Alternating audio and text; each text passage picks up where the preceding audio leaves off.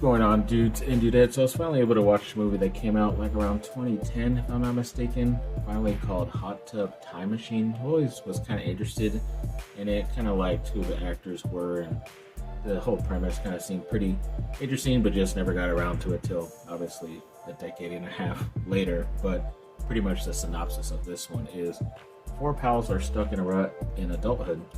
Adam has been dumped, Lou is a hopeless party animal, Craig is a henpecked husband, and Jacob does nothing but play video games in his basement.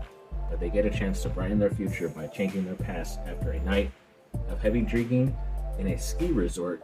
Hot tub results in their waking up in 1986. Yeah, they basically go back to, I don't really know how old they were exactly, because they were drinking and doing some stuff. Don't know exactly if it was legal or not, but I'm assuming it was a certain point in their youth, but nothing like too young. They're still like teenagers. But yeah, they're kind of like all kind of going through their own issues now, being adults and not really being friends, even though they were best friends at one point. And I think Jacob, the younger character, is like John Cusack's sister's son, so his nephew. So he ends up joining them on this trip to try to help out one of their friends who was like in a suicidal event, which he says he wasn't trying to kill himself, but the doctors told him that he has to go and hang out with somebody, so they decided to take him up to this old ski resort that they used to go to when they were younger. And obviously it's all trashed down and barely anything now, but when they use this hot tub, for some reason that mixed with some type of weird Russian drink that one of the characters was drinking, then it ends up taking them back to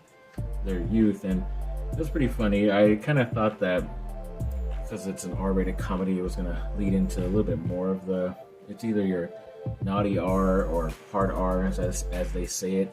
It was like kind of flirting with both, so I wanted to be either or, so I guess they could easily manage it for TV to where it could be like a PG-13 version. And I'm sure there's an unrated version that's a little bit more naughtier, which if that's the case, it could be funnier. But if it's just naughtier to show like more naked women and other sexual innuendos, then it's really not always that funny. But either way, I guess I can say it really wasn't worth the wait. It's just an okay movie. I know they did a second one, which is why I thought it was a really good movie, because they got a sequel out of it like a handful of years later. But I guess I'm interested in watching that sequel, just probably not interested in watching the first one ever again, but at least I got to.